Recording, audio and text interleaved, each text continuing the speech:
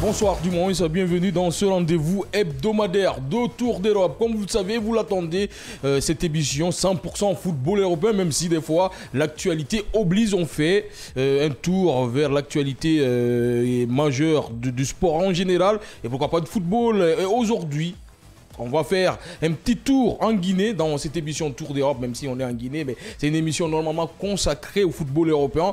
Mais l'actualité oblige, en litige Guinée-Tanzanie, la CAF maintient sa décision. La Guinée fait recours au TAS. La Fédération guinéenne de football a d'ores et déjà sollicité la motivation complète de cette décision afin d'en apprécier les fondements juridiques et compte saisir le tribunal arbitral du sport. Et puis les Guinéens d'ailleurs, dans cette émission, on va continuer avec des Guinéens. Ilex Moriba Kourouma au Celta Vigo jusqu'en 2029. Le club galicien a levé l'option d'achat de 6 millions d'euros auprès de Leipzig. Après une saison en prêt réussi, Ilex s'inscrit dans la continuité. Peut-il enfin s'imposer comme un cadre en Liga? Nous allons poser cette question à nos spécialistes. Coupe du monde des clubs dans cette émission Tour d'Europe. C'est Oughiassi s'apprête à entamer la Coupe du monde des clubs avec le Borussia Dortmund au terme d'une saison exceptionnelle en Bundesliga. Le buteur guinéen attire tous les regards. Quelles seront les attentes autour de lui dans ce tournoi mondial? Peut-il être le facteur X de son équipe? Nous allons en parler dans cette émission. Et puis justement, nous allons parler de cette Coupe du monde des clubs. Coup d'envoi il y a 2 jours aux États-Unis dans un nouveau format à 32 équipes, plusieurs géants européens en lice: Real Madrid, Manchester City, Bayern Munich, mais aussi des représentants africains et sud-américains. Quel est le niveau réel de la compétition? Est-elle à la hauteur des attentes? Zoom sur les favoris, les outsiders et le positionnement des clubs africains dans cette édition. C'est dans quelques instants dans Tour d'Europe, après juste ce générique.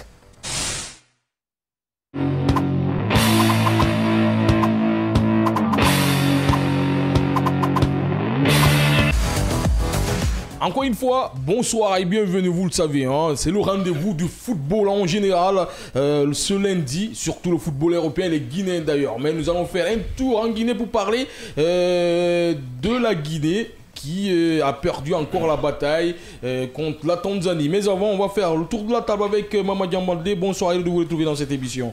Oui, bonsoir à Hassan et bonsoir à tous.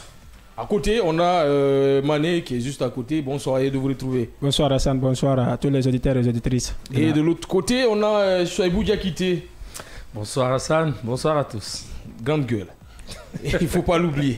Donc, il faut pas faire la paix dans ce studio. C'est parce clair. Que je sais que ça va chauffer entre quelques-uns et quelques-uns. On peut le t'appeler comme ça. Alors, on va commencer cette émission justement avec la Tanzanie vs la Guinée. Coup d'envoi, pas coup d'envoi. Il y a eu, je vous le dis, la décision de la CAF qui dit que la Guinée qui a rejeté le recours de la Guinée pour une seconde fois. Jean, c'est quand même compliqué, mais vous l'attendiez. On va commencer par vous. Non, en fait, quand on parle, les gens croient qu'on est des oiseaux de mauvais augure, mais c'est en fonction d'un certain nombre de choses. La CAF, c'est-à-dire, c'est elle qui rend la décision. Elle avait pris un certain nombre de décisions avant cela. C'est pourquoi moi, je ne fondais pas d'espoir par rapport à cela. En première instance, c'est la même institution. C'est la même institution qui a procédé au tirage juste après le match. Et c'est la même institution qui a rendu cela. On me dira que c'est des directions différentes, d'accord, mais c'est la même institution. Pour moi, c'est la décision d'une même institution. Et ce que je redoute, ce que je n'ai pas aimé dans cette démarche, elle n'est pas finie, c'est que la fédération est en train d'utiliser cela comme si c'était en fait une équipe qui a perdu sur le terrain, qui pour moi part en justice pour essayer d'avoir raison, ne doit pas avoir, c'est-à-dire il y a tellement de tintamarre autour de cela. Attention, il y a des anomalies, il faut le reconnaître. En fait, il ne faut pas le mettre à ce niveau-là. Je ne dis pas qu'il n'y a pas eu d'anomalie. Ce que je veux dire, sur le terrain, notre Sili a perdu. Et au vu de ce qu'on a vu pendant ces qualifications-là, nous ne méritons pas d'aller à la CAN.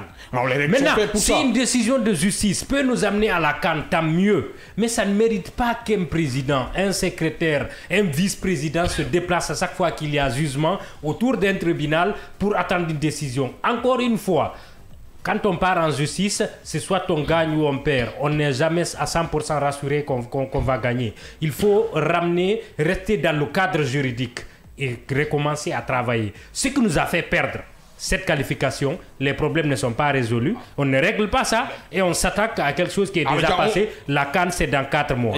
On ne sera pas là-bas. Y a-t-il irrégularité dans la procédure disciplinaire menée par la CAF ou pas? C'est la question qu'on se pose.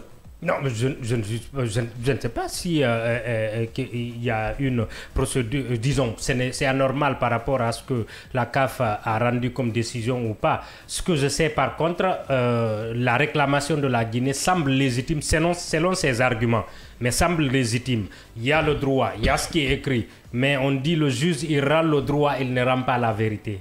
C'est cette distinction qu'il faut avoir.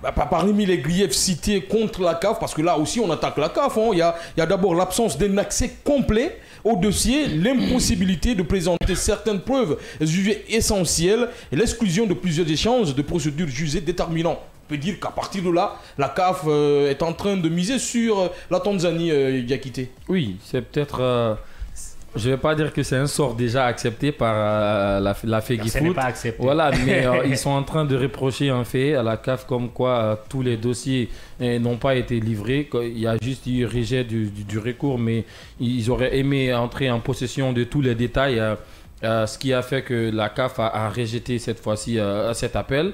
C'est le droit de la FEGIFOOT. Légitime, oui, c'est qui est légitime. Donc, à voir, mais si je veux faire une analyse globale sur l'ensemble de la situation, je dirais que c'était un petit peu prévisible ce qu'on a vu aujourd'hui, parce que déjà un premier appel rejeté, un second où le résultat qui devrait être disponible le samedi, malheureusement on n'a rien vu et ça a été publié que ce lundi.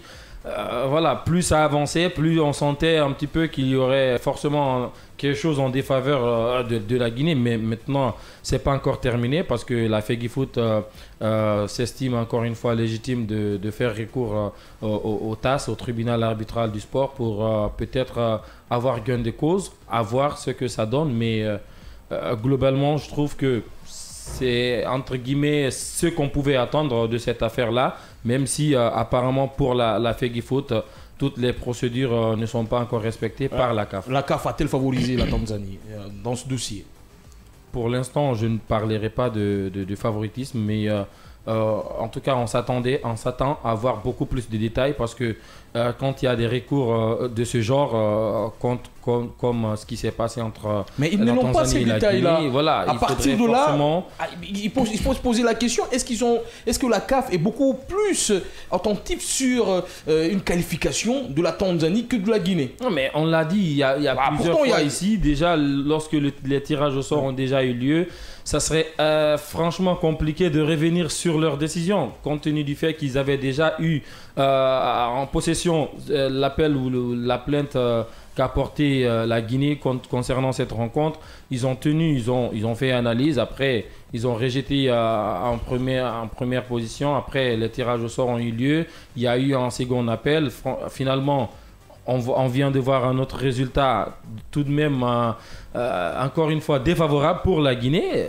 Moi, je me dis que c'est juste une suite logique parce que c'était déjà vu.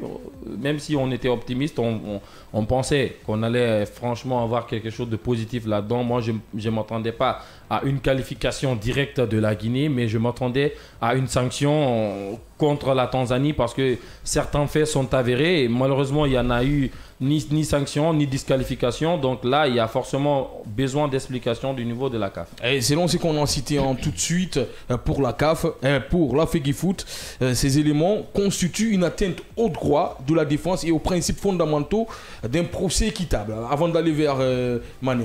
Oui, c'est toujours de l'avis de la Fédération guinéenne de football. Encore une fois, c'est une guerre juridique. Chacun essaie de brandir ses leurs arguments pour avoir raison. Mais bon, maintenant qu'on a dépassé la phase CAF, on verra ce que ça va donner au niveau du tribunal arbitral du sport.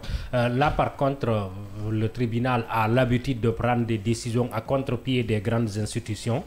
Si toutefois la Guinée a raison sur ses griefs, sur ses argumentations, elle aura forcément raison. On a vu l'OTAS rendre des décisions qui sont contre la FIFA, qui sont contre la CAF, qui sont contre des grands clubs même. Et ce qui veut dire que c'est une institution suffisamment indépendante et crédible qui rend le droit comme il faut. Mais encore une fois, quand on part en justice, on ne part pas comme si on partait jouer un match de football. On dépose notre recours, l'avocat gère ça et nous on s'occupe de ce qu'on a à faire, l'administratif. C'est ça la fédération doit gérer. Ce sont des attaquants, les gens. Attention, redescendez un peu, parce que là, on parle de la fête du foot. Allez-y rapidement, Mané. Oui, moi je partage l'avis de mon frère Mamadi Ambalde parce que ça fait maintenant 2 requêtes rejetées, donc vu la lenteur aussi du tournoi de l'événement, là, ça va être compliqué, ça va être très très compliqué pour que la Guinée se qualifie. Peut-être qu'il y aura des sanctions pécuniaires, certes il y a eu une faute administrative, même l'équipe tanzanienne a reconnu ça, mais vu la lenteur de l'événement, ça va être très très compliqué de se qualifier. Alors, on va parler du TAS, parce qu'on se dirige vers le TAS. Est-ce que la Guinée a une chance?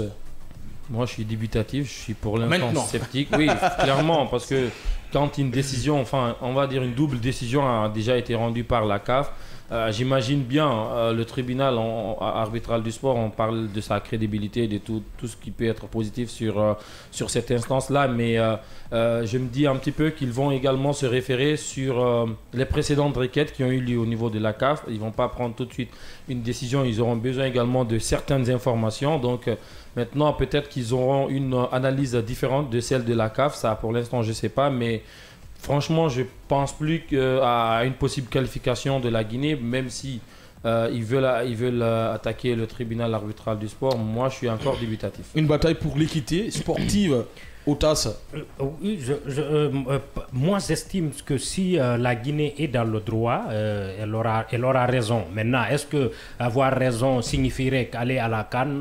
Je doute fort. Et il y a 2 choses qui jouent probablement contre la Guinée. La première, c'est le temps.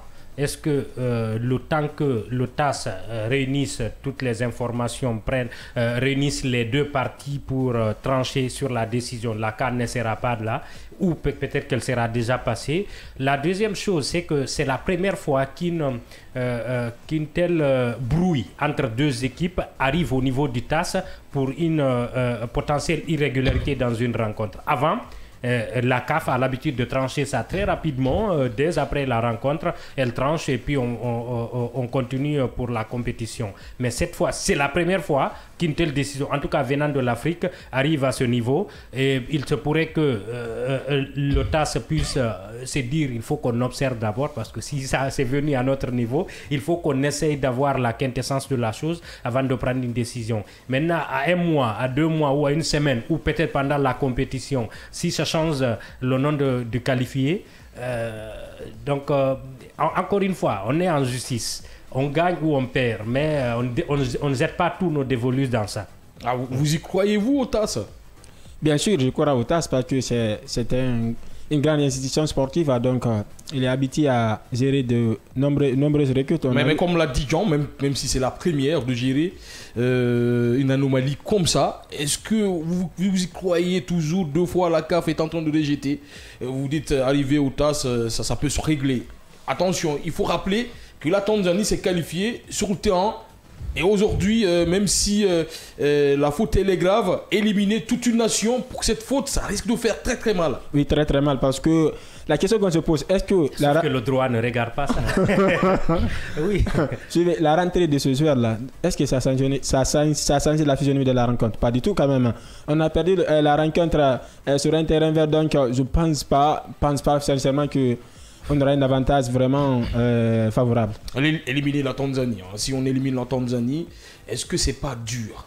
Moi, je pense que la décision de la CAF s'est focalisée sur ça parce que ils ont estimé que la Tanzanie s'est imposée sur le terrain et que certainement, même s'il y a un litige, la rentrée de ce joueur n'a pas totalement impacté sur la rencontre, même si ça reste une faute. Quand il y a une faute, il faut forcément sanctionner. Moi, je l'ai dit depuis longtemps. Maintenant, franchement, je ne sais pas trop ce que le TAS pourrait faire pour que... Parce que il faut dire aussi les choses telles qu'elles sont. Moi, je pense que si l'objectif pour la Fédération guinéenne du football n'était pas axé sur une possible qualification à la CAN, je pense que cette affaire ne serait pas allée jusqu'à ce niveau. Si c'était juste pour obtenir une sanction, ils auraient déjà réuni tous les faits d'avant-match également pour avoir beaucoup plus, un document beaucoup plus conséquent et large. Mais ils se sont juste focalisés sur ce fait de match. Et pour moi, c'est ce qui un petit peu pénalise la situation, parce que même arrivé au niveau du TAS, j'ai du mal à interpréter cette situation avec le TAS, parce que je pense qu'ils vont également se référer d'abord de la CAF, qui est déjà une instance partenaire, avant de trancher. Maintenant, les analyses pourraient être différentes, ça c'est vrai, mais pour l'instant, je ne crois pas qu'il y aurait forcément gain de cause à ce niveau. Pour vous, c'est fini. Il n'y a plus de chance pour la Guinée. Clairement. Pour la qualification, je crois que même si une décision contraire arrivait aujourd'hui, nous serons à court de préparation, à court de beaucoup de choses pour aller à cette compétition. Et pour moi, ce sera, oui, une victoire, toujours une belle victoire, mais ce serait un petit peu au goût amer, quoi. On ira à la CAN sans notamment être préparé, mais en se disant que sur le terrain, chaque match, le terrain, on ne méritait pas d'être là. Ils ont reçu la qualification parce que voilà, c'est si cela. Dans un tribunal et non sur le terrain. Et surtout, si on y va et qu'on n'est pas assez performant, ça serait quasiment... Encore la série sur le gâteau. Voilà. Et on n'est pas à l'abri d'une mauvaise performance. C'est clair. En Coupe d'Afrique des Nations. Parce que là, on est en train de passer des moments difficiles avec cette équipe. Déjà qu'on n'a même pas de sélectionneur pour l'instant, c'est encore compliqué. Moi, franchement, j'aurais aimé qu'il continue sur l'affaire, mais qu'il veuille avoir une autre issue qu'une qualification à la CAN. Il travaille à changer la donne. L'objectif clair de la fédération, c'est juste l'élimination de la Tanzanie pour se qualifier à la CAN.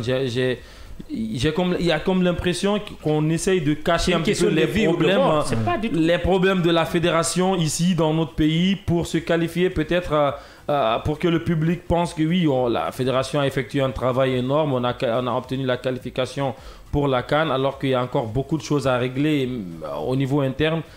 Franchement, c'est compliqué à lire, mais leur objectif clair, on l'a déjà vu, c'est une qualification à la CAN, et pour moi, ça va être très compliqué. Et la fédération, pour vous, se disperse.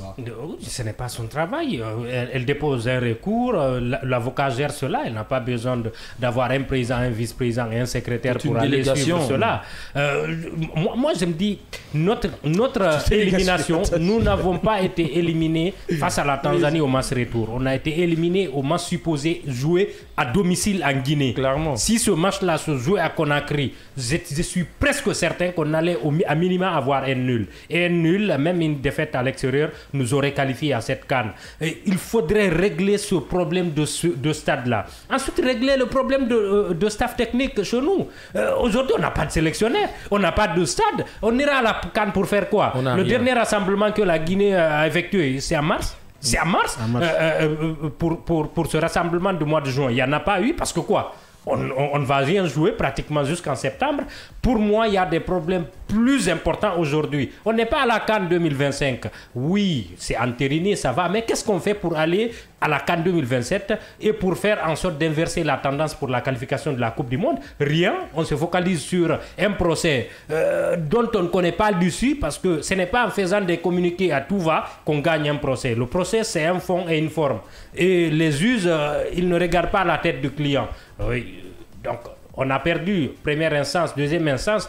On va aller au niveau supérieur et voir, mais ça ne doit pas nous empêcher de continuer à travailler. Il y a un travail de fond à faire ici. Mané, vous êtes d'accord avec eux là? Totalement, vraiment. Vu les deux premières requêtes rejetées là, ça va être compliqué. Une qualification de la Guinée, ça serait vraiment un grand fiasco pour la Tanzanie. Alors, on va revenir sur les deux confrontations contre la Tanzanie. Dion, il a tout à fait raison. La Guinée a perdu le premier match à la maison, même si on ne l'a pas joué à Conakry. On perd le deuxième match. Est-ce que aussi, c'est pas le changement d'entraîneur qui a amené tout ça? Il y a beaucoup de choses autour de ces deux rencontres. Moi, je pense que déjà, le problème de la Guinée, c'est souvent mental. C'est lorsqu'on dit par exemple qu'il vous faut juste ça pour vous qualifier. On a vu pendant la CAN dernière, quand on a dit qu'on a juste besoin... quand on a annoncé avant le dernier match de groupe que la Guinée était déjà qualifiée, on a vu ce que ça a donné. Les joueurs se sont clairement relâchés. Pour moi, c'était une erreur de dire... qu'on a juste besoin d'un match nul en Tanzanie pour se qualifier. Pourtant juste on avait besoin que de matchs nuls. Oui, mais chaque fois qu'on dit ces petits trucs, ça nous pénalise parce qu'on a des joueurs qui ont du mal à se concentrer. Dans la tête des joueurs, parce qu'après ils le savent aussi. Ils ont du mal à se concentrer, ils pensent que tout est facile.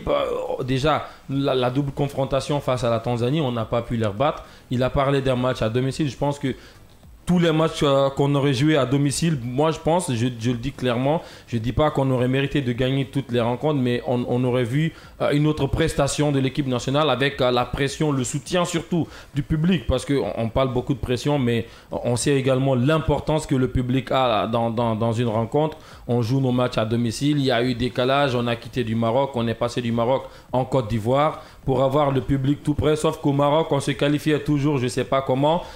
Voilà, je ne suis pas en train d'incriminer la Côte d'Ivoire, mais pour moi, tous ces problèmes ont un petit peu joué sur la Guinée. Vous avez parlé des changements d'entraîneur, ça reste le fait majeur parce qu'on avait déjà une base. Je me dis que certainement avec l'ancien entraîneur, on aurait peut-être eu au moins un match nul parce que c'était un entraîneur qui, même si lorsqu'il ne gagnait pas, mais il ne perdait pas aussi souvent. On se pose toujours la question comment le Sili a perdu ce match. Sur papier, c'est plus costaud que la Tanzanie. Quand tu prends Serhou Guirassy, quand tu prends Agibou Kamara, tu prends Morlaï Sylla, le milieu Cissé, on a Abdoulaye Touré.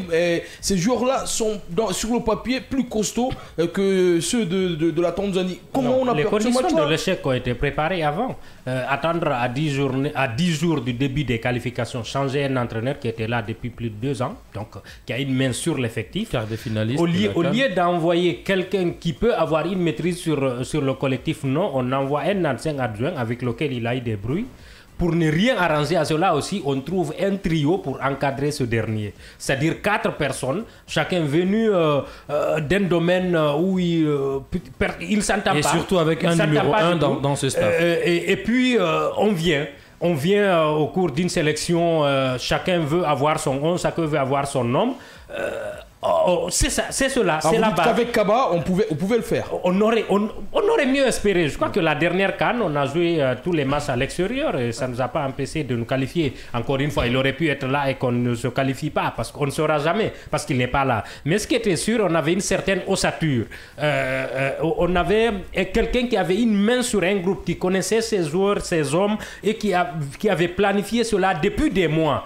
Contrairement à des personnes qu'on a envoyées à quelques jours des qualifications qui, elles, ont commencé à préparer ça le jour où on les a contactés. Et les joueurs qui étaient là, pour la plupart, on va tout dire, mais ils avaient une certaine affinité avec le coach qui est parti. C'est vrai que c'est des professionnels, mais les affinités, ça compte dans le football. Et on a vu ce qui s'est passé pendant les deux premières rencontres des qualifications. On n'a pas retrouvé le Sili, rien de tout. Sinon, une équipe qui sortait d'une excellente CAN aurait pu faire mieux. On a été 8e, au moins parmi les 8 meilleures équipes de la CAN. Du coup, on aurait mieux fait pour ces deux rencontres face à la RDC et face à la Tanzanie. Malheureusement, on les a perdus. Et on a changé de coach, on a envoyé un autre qui appartenait au Quator, en l'occurrence Michel, qui nous a dit naturellement que lui, il était fatigué. Michel a fait son mieux. On a forcé la main, on lui a forcé la main pour qu'il prenne la sélection. Il a fait 3 excellents matchs, mais vous savez, le football, il est ingrat, on te juge au résultat. Et malheureusement, on ne sera pas à la CAN en perdant une seule rencontre. En perdant une seule rencontre, mais c'est tout de même ce qu'il a abattu, c'était énorme. Le bilan comptable, c'est excellent, mais en termes de résultats, malheureusement, on ne sera pas à la CAN. C'est ce qu'on va retenir. Pas à la CAN, c'est ce qu'on va retenir. Est-ce que vous êtes d'accord avec Jean? Je sais que je connais quelqu'un ou des gens qui ne sont pas d'accord avec lui. Ben, ils ne sont pas là, donc je vais rester entre parenthèses. Allez-y. Oui, quand même, je partage son avis. Je pense que voilà. Il y a un premier problème, l'aspect de stade. On n'a pas de stade. Je pense que, vu l'engouement avec le soutien du 12e, on pourrait mieux faire parce que mon frère Chaib disait tantôt, voilà, avec le soutien du peuple marocain, on a fait quand même ces derniers temps se qualifier. Mais avec ce problème de SAD, ça a beaucoup pesé. Ça a beaucoup pesé. Mais attention, on a beaucoup de Guinéens en Côte d'Ivoire. Sauf que le stade n'était pas rempli. Attention, mais les gens faisaient. Mais la Côte d'Ivoire faisait le déplacement. Il y a une forte colonie guinéenne là-bas. C'est vrai qu'on a beaucoup de personnes. Mais c'est pas la même chose quand même. C'est pas la même chose quand même. Encore une fois, c'est pas pour incriminer la Côte d'Ivoire, mais quand on jouait nos qualifications au Maroc, on a toujours eu à se qualifier. Avec moins de personnes. Effectivement, avec moins de personnes. Maintenant. Attention, qu'est-ce que vous voulez dire là, sans langue de bois? Non, mais c'est clair. Football. Tu joues, tu le gagnes ce match. Oui, mais il y a une différence. Vous savez, les histoires aussi, ça compte beaucoup dans le Maroc, c'est pas la Guinée, la Côte d'Ivoire, c'est pas la Guinée. Les anecdotes, ça compte dans le foot. On arrivait à se qualifier, on gagnait au Maroc. Sans langue de bois. On est venu en Côte d'Ivoire et ça gagnait plus. On veut connaître. Attention, écoute, on va s'écouter. Nous, on veut connaître. On ne sait pas ce qui s'est passé. Dites-nous. Et alors, ce qui s'est passé, Voilà, à partir de là, nous, on va comprendre ce qui se passe. Petite information. Sans langue de bois. Clairement, je pourrais dire quelque chose, c'est que la Côte d'Ivoire est beaucoup plus proche de la Guinée que le Maroc. Il y avait possibilité pour certaines personnes de se déplacer pour la Côte d'Ivoire qu'au Maroc. On a vu, entre guillemets, je ne suis pas là encore une fois pour critiquer certaines personnes qui ont bénéficié des faveurs de certains leaders de la fédération pour aller avec l'équipe nationale, des blogueurs, certaines personnes, voilà. Des preneurs de photos. Exactement. Moi, je pense que beaucoup de faits ont déstabilisé. On a vu à un moment donné, même pendant la CAN, il y a des joueurs qui se plaignaient, que Mohamed Bayo, voilà, ils étaient un petit peu talonnés ou j'ai envie de dire fatigués par certaines personnes qui venaient, qui voulaient tout le temps des images. C'est compliqué. Mais c'est la faute à qui? Pour vous? À tout le monde, la faute à l'instance du football guinéen. À la fédération guinéenne de football. Voilà, je l'ai dit. Et au ministère, parce que voilà, il ne faut pas l'oublier. J'aurais préféré qu'on reste au Maroc. On a beaucoup d'étudiants également au Maroc. Voilà. Oui, vous savez, parfois une équipe bien soudée peut faire abstraction de l'endroit où elle joue. Malheureusement, les joueurs qu'on a vus ici n'étaient pas du tout suffisamment soudés. Il y avait des fractions et tout. Pour faire dos rond, pour une qualification, il faut être une équipe et ce n'était pas le cas. Et en ce sens, on va incriminer le terrain parce qu'on n'a pas été qualifié naturellement, mais c'est le groupe qu'il faudrait incriminer. On n'a pas vu une équipe. C'est rare aussi pour la Guinée de ne pas se qualifier dans une CAN quand elle a joué des qualifications. Je pense que c'est souvent rare, à part des sanctions. Quand on joue des qualifications, naturellement, on arrive toujours à bien sortir des éliminatoires. Et puis maintenant, vous vous souvenez des histoires de chaussettes dont on a parlé dans le vestiaire? On va enterrer ces chaussettes. Ça ne permet pas à une équipe de se qualifier. C'est un autre débat. C'est au-delà de ce qu'on est en train de dire là. On espère que on va gagner ce combat avec cette bataille que la Fédération guinéenne de football a engagée. Allez, jusqu'au TAS. On va continuer cette émission avec les Guinéens d'ailleurs. On va parler d'Ilex Moriba Kourouma qui jouera pour le RC Celta Vigo officiellement. L'international guinéen de 22 ans a signé ce dimanche 15 juin 2025 un contrat avec le club galicien jusqu'en 2029. La semaine passée, on en parlait. Vous le voyez bien signé au Celta Vigo. Il réussit à le faire. Est-ce que c'est le bon choix pour vous? Oui, clairement. Moi, je pense que c'est d'ailleurs le meilleur choix pour lui pour l'instant parce que depuis qu'il a explosé du côté du Barça et qu'il a quitté le club catalan, c'est l'endroit où il a réussi à se stabiliser. Il y a non seulement le coach qui est là, avec qui il s'entend beaucoup, il y a des partenaires. Il n'y a pas assez de départ de ce côté. Ils sont qualifiés pour la Ligue Europa. Ça veut dire que l'équipe sera encore beaucoup plus renforcée. Ils se sent bien. Déjà qu'il est un petit peu, il a la dialecte espagnole. Donc pour moi, c'est un endroit parfait. Il est né là-bas. Il a grandi. Voilà, c'est son pays un petit peu. Donc pour moi, c'est l'endroit idéal pour s'éclater. Mais peut-être pour une saison de plus. Parce que déjà, il s'est révélé cette saison étant un joueur important du club. Et avec la participation en Coupe d'Europe la saison prochaine, s'il réitère encore une fois ces genres de performances, peut-être qu'il pourrait encore viser plus haut. Un autre club beaucoup plus hypé que le Celta, pourquoi pas se tourner vers la Première Ligue, un championnat qui attire presque tous les joueurs africains, j'ai envie de dire. Et pouvait signer dans un grand club plus que le Celta parce que l'FC Séville s'est aligné pour signer ce contrat. Est-ce que c'est le bon choix pour lui? Oui, absolument, c'est le bon choix. C'est le choix de la continuité, c'est le choix de la progression. Je crois que depuis 4-5 ans, il ne progressait pas et cette saison, il a réussi à remettre de l'ordre dans sa carrière et il fallait continuer dans cette lancée-là. L'année prochaine, il va jouer la une coupe européenne. C'est un plus, en plus du championnat. Il est dans une équipe qui est en constante progression. Elle ne stagne pas. Et c'est extrêmement important pour un joueur comme lui. Il est très jeune et tout. Aller au FC Séville ou dans une autre équipe aurait été un risque pour moi parce que Séville ces dernières années n'était pas suffisamment constant. Là, il va continuer à être dans une équipe avec des coéquipiers qu'il va connaître un peu plus et un coach qui le connaît et qui le soutient. Lui, il a besoin de stabilité. Depuis qu'il a quitté le Barça, ce sera la première fois qu'il enchaîne 2 saisons dans un club et ça va l'aider. Et pour moi, c'est un Moriba. En tout cas, la saison dernière, c'est un Moriba métamorphosé qu'on a vu. On va espérer qu'il continue dans cette même lancée en termes de travail, de constance et de concentration. Et on va voir un meilleur Moriba la saison prochaine. Parce que pour un joueur aussi physique, en enchaînant les rencontres, il peut faire mieux. Alors je vais enchaîner cette question rapidement. Je vous l'avais posé la dernière fois. À jouer pour l'Europe et jouer pour un projet, pour un club qui a un budget plus grand que l'autre. Vous choisissez quoi normalement avec Séville? Il sera plus vu peut-être que... Je crois que lui, il a choisi surtout un club qui joue l'Europe, qui l'aide à progresser surtout. Vous savez, il avait besoin de constance. Il avait besoin de continuité. C'est ce qu'il a eu avec le Cerda. Il peut obtenir cette constance avec il peut obtenir un challenge. Sauf que le FC Séville des saisons dernières n'est pas suffisamment constant dans les performances. C'est une équipe d'habitude qui joue l'Europe chaque année, mais depuis 2 saisons, ce n'est pas du tout le cas. Et ça devient de plus en plus difficile avec le club. Et ça aurait été un saut dans l'inconnu pour lui, aller là-bas. Alors qu'avec le Celta, il a une saison, il connaît ses coéquipiers, il connaît la ville, il connaît beaucoup de choses et ça serait une manière pour lui de s'inscrire dans l'histoire parce que c'est la première fois aussi que ce club revient en Europe. Ça va l'aider à progresser. Pour moi, c'est un bon choix. D'ailleurs, moi, je suis un peu ahuri par la clause qui est à 6 millions pour un joueur qui avait un tel potentiel. Ça nous montre à quel point Moriba avait délaissé sa carrière. Sinon, même à ses débuts au Barça, il aurait mérité plus. Même question pour vous. Oui, c'est un bon choix parce qu'il est devenu un élément indéboulonnable au sein de cette formation galicienne avec un certain Iago Aspas et Borja Iglesias. Je pense qu'il est très bien entouré, donc c'est un bon choix. Il a choisi le choix pour la continuité parce que s'il signe au Séville, parce que ces 3 dernières saisons, Séville, c'est une club actuellement là, ça ne marche pas du tout quand même. Même cette saison, ils ont eu du mal à se maintenir à Liga, donc ça va être très compliqué. Je pense que c'est un bon choix pour vous. Vous vouliez rebondir. Oui, je disais, après son départ du Barça, il avait un salaire conséquent du côté de Leipzig parce qu'il a signé pour une somme énorme. Maintenant, déjà en acceptant de venir au Celta, il avait déjà accepté de réduire son salaire. Ça veut dire qu'il s'était déjà remis en question.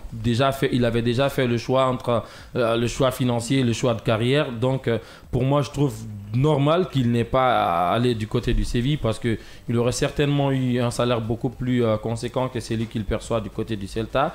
Mais comme on l'a dit, c'est un choix de continuité. C'est là où il a appris à se stabiliser, à avoir beaucoup de discipline de jeu. Et voilà, il n'est pas parti pour s'éterniser dans ce club s'il performe beaucoup plus parce qu'on a vu cette saison, c'était un petit peu le joueur plus de l'équipe, même s'il ne marquait pas beaucoup. Mais on voyait son impact dans les rencontres. Donc, s'il arrive, comme je l'ai dit, à rééditer ces performances-là, je pense qu'il est parti pour ne pas durer du côté du Celta Vigo. Il s'est imposé dans ce club. Maintenant, la question... Est-ce qu'il peut s'imposer dans un championnat relevé qui est la Liga? Est-ce qu'il peut être parmi les meilleurs de la Liga? Oui, il a le potentiel pour. Je crois que le Barça a mis en sur lui dès le début. Ils ont vu le potentiel et ce potentiel a pris du temps à se manifester. C'est une partie de ce potentiel qu'on a vu la saison dernière. Et en continuant dans la même dynamique, moi j'espère voir un Moriba beaucoup plus percutant cette saison et beaucoup plus adroit devant les buts parce qu'il a une force de frappe extraordinaire qu'il n'a pas utilisé suffisamment cette année avec seul but, mais il va pour moi progresser. Il a des coéquipiers qu'il connaît, un championnat disons qu'il connaissait avant, mais il commence à s'habituer à nouveau à jouer dans ce club-là. Et le fait de jouer en Europe aussi va l'aider à s'acclimater. Pour moi, on va voir un meilleur Moriba. On va espérer qu'il soit épargné par les blessures et il va donner la meilleure version de lui-même. On sent qu'il a récupéré cette joie de vivre, cette joie de jouer au football. C'est qu'il avait perdu totalement, Moriba. Mais moi, je l'ai dit la dernière fois, l'honneur revient pour moi à son entraîneur qui a su un petit peu le faire reculer, le mettre un petit peu devant la défense, lui montrer un autre profil de jeu où il pourrait beaucoup plus s'exprimer. Au départ, quand il jouait du côté du Barça, il jouait un petit peu dans cette position, un petit peu autour de Sergio Busquets, où il était capable de se projeter, de récupérer les ballons, sauf que quand il venait en sélection, on a toujours dit qu'il n'était pas utilisé à ce poste. On le mettait sur le côté, parfois derrière l'attaquant, même du côté de Leipzig où il n'a pas eu beaucoup de temps de jeu, mais on l'utilisait également un petit peu plus haut. Pour moi, il a eu en quelque sorte le poste où il peut beaucoup plus rayonner. Et pour moi, le crédit revient à son entraîneur qui a la confiance du joueur et vice-versa, hein, j'ai envie de dire. Donc, ça ne peut qu'être bénéfique pour le club et pour le joueur. Il peut briller plus que ça, pour vous? Beaucoup plus. Je pense qu'il a le potentiel pour. Il a les qualités, capable de se projeter, il est physique, il récupère des ballons, une bonne frappe de balle, il est technique également, il sait faire un petit peu des petits gestes sur le terrain pour réveiller les supporters également. On l'a vu quand il affrontait... il aime ça d'ailleurs. Oui, quand il affrontait le Real cette saison, on a vu clairement comment il s'est comporté, surtout dans un duel face à Bellingham. On a vu clairement le joueur qu'il est devenu. Il est en train de prendre une autre dimension, même face au Barça. Il avait clairement... à lui toute seule fatigué Pedri pendant toute la rencontre, donc ça prouve à suffisance qu'il est en train de changer de cap et on espère pour lui, comme l'a dit Jean, qu'il soit épargné par des pépins physiques pour voir encore plus tout ce qu'il peut faire sur le terrain. Surtout, il aime avoir le dessus, comme l'a dit Diakité, sur les grands joueurs. On a vu avec Bellingham, d'autres joueurs. En tout cas, il est en train de rayonner, notre Moriba.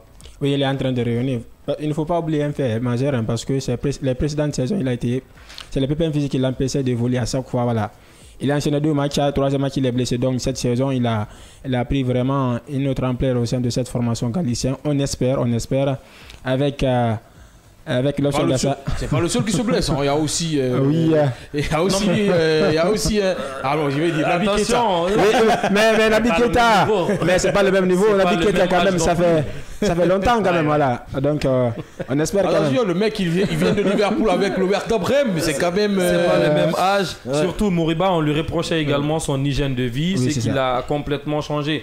Je vais faire un petit peu la comparaison avec Dembélé quand il évoluait du côté du Dortmund. C'était les mêmes reproches, même au Barça. Finalement, quand il a appris avec l'âge également, il a lui-même dit lors de son interview pour la Coupe du Monde des clubs, il a pris de l'âge, donc il a compris des choses, il a changé beaucoup de choses dans sa carrière, donc ça se matérialise directement sur le terrain. On espère que Moriba aussi également suit ces mêmes traces et qu'il change toute son habitude qu'il avait appris du côté du Barça. Peut-être il se voyait beaucoup trop beau avec un centre de formation comme la Masia, un club comme le Barça. Il se voit déjà au-dessus des autres, sauf qu'en football, quand vous ne travaillez pas, ça vous rattrape très très vite. Je me souviens de l'interview de l'entraîneur, du ex-sélectionneur guinéen, Kaba Diawara, qui disait vous imaginez dans 3-4 ans, si on réussit à garder des joueurs comme Moriba, Morla Silla,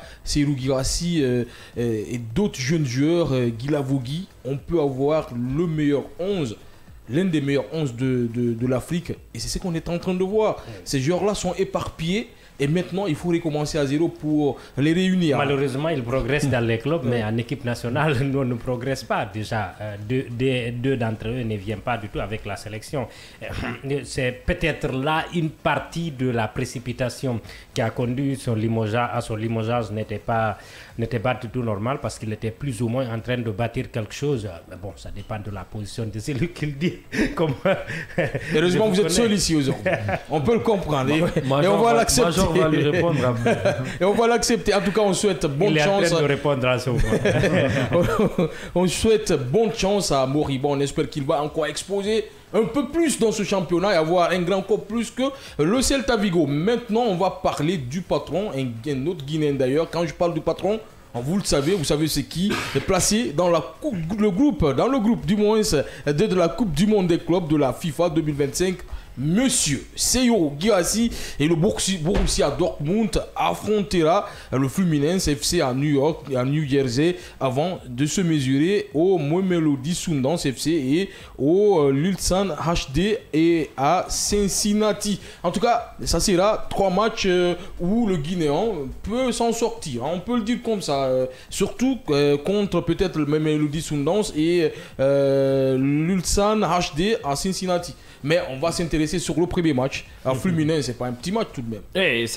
On connaît les qualités qu'ont cette formation de Fluminense. On a vu une rencontre d'ailleurs en Coupe intercontinentale face à Manchester City. Malgré ils avaient perdu, mais ils ont franchement réussi à fatiguer cette formation citizen. Mais je pense que tous les voyants sont au vert pour Seyo Guirassy et le Borussia Dortmund dans ce groupe pour faire une performance comme les clubs allemands ont l'habitude, je pense. Et la différence, c'est qu'ils ne font pas de cadeaux souvent. On l'a vu avec le Bayern hier. Donc, je pense que franchement, Guirassy, tout est fait en tout cas dans ces 3 matchs de groupe pour qu'il brille, parce que c'est déjà le leader offensif de son équipe. Il y a eu des renforts également, l'arrivée de Job Bellingham, et certainement des retours de blessures également. Et surtout le coach Niko Kovac a pris encore une fois beaucoup de temps maintenant pour préparer cette compétition. Moi, je vois en Guirassy très brillant, parce qu'il est déjà en confiance, même bien avant la fin de la saison. Donc, je vois le Borussia passer dans ce groupe beaucoup plus facilement et j'espère que Guirassy va encore nous régaler. Allez dire jusqu'à vous le voyez soulever la Coupe du Monde. Coupe du Monde des clubs, il manque que ça.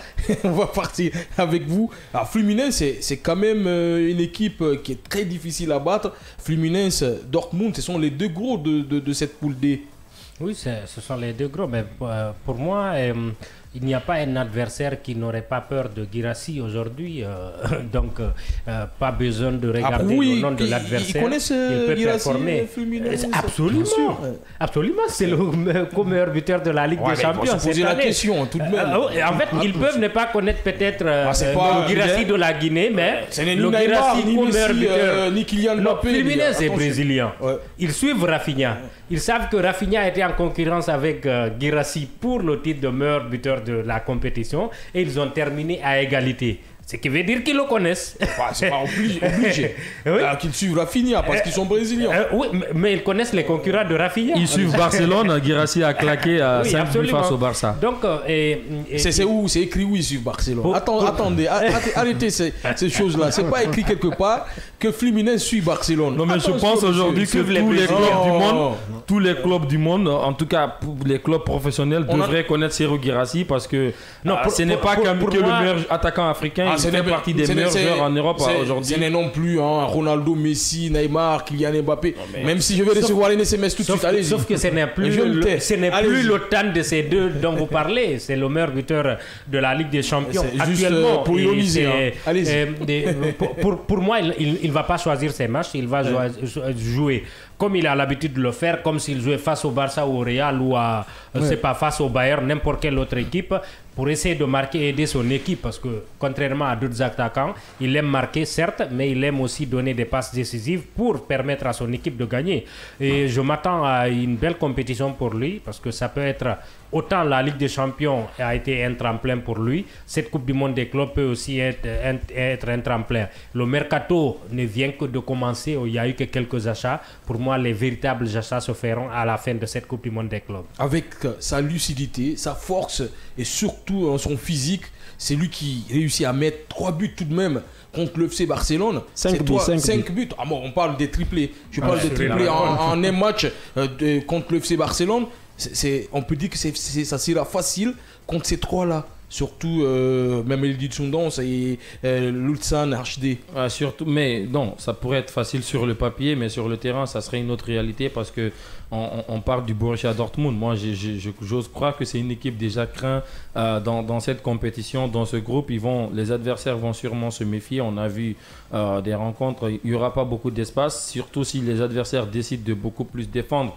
On a parlé du Barça, d'autres grands clubs. Ce sont des matchs un petit peu plus ouverts. Ce sont des adversaires adversaires qui habituellement tiennent le ballon face au Borussia Dortmund, ça laisse beaucoup plus d'espace à Guirassy de s'exprimer, même si ce sont des meilleurs défenseurs, mais face à une équipe qui défend peut-être à 8 ou à 10, c'est compliqué de se frayer du chemin, de trouver des espaces, mais Guirassy, on le connaît depuis très longtemps maintenant, c'est un attaquant beaucoup plus complet, il n'est pas qu'un joueur de surface, il est capable de décrocher, il sait prendre la profondeur, il est bon de la tête, il peut frapper en dehors de la surface, ça veut dire que pour moi il n'aura pas assez de problèmes il suffit d'une petite occasion pour qu'il punisse l'adversaire, donc je le vois bien rayonner dans ces 3 matchs. Maintenant, on va parler de la Coupe du Monde des clubs en général. On n'a joué que 2 matchs. Il n'est pas arrivé de faire pour le moment le bilan, mais on peut parler de ces 3 ou 2 matchs qui se sont joués. Alors,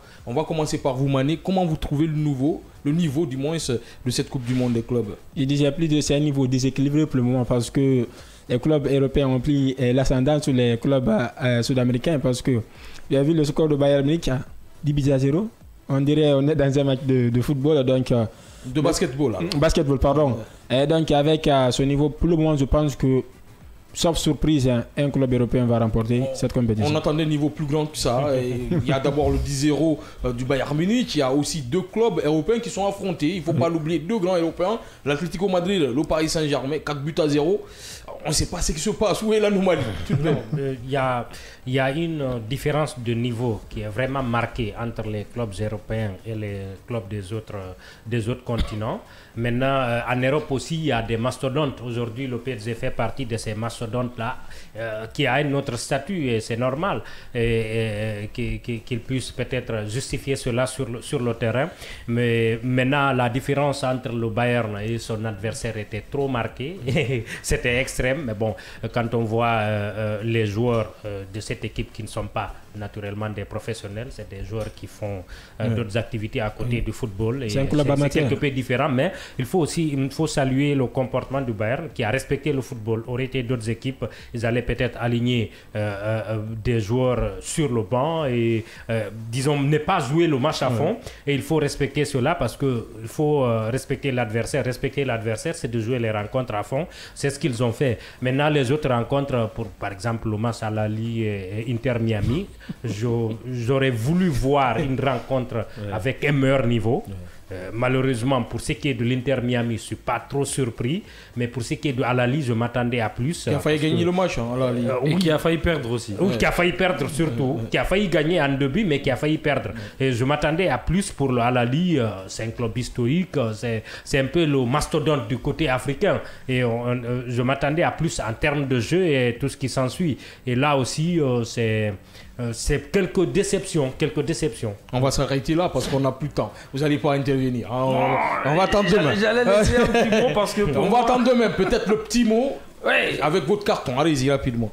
Si je dois donner le carton, c'est à l'équipe d'Inter Miami. C'est incompréhensible qu'une équipe aussi comme l'Inter Miami, des jeunes joueurs dans cette formation puissent tout laisser à un joueur comme Léo Messi qui est proche de 38 ans de faire le jeu. C'est un carton jaune pour cette formation. Allez-y, votre carton. Carton vert pour Vitinha, vraiment énorme, Vitinha. On s'arrête là. Il a été exceptionnel. Allez-y, votre carton. Non, je n'ai pas le carton. Moi, je donne un carton vert à l'ensemble de la régie de la technique, un autre carton vert à la rédaction sportive qui m'a aidé à préparer cette émission. On se retrouve demain matin à partir de 8h dans l'émission World Sport avec Amadou Major Diallo et toute l'équipe sportive.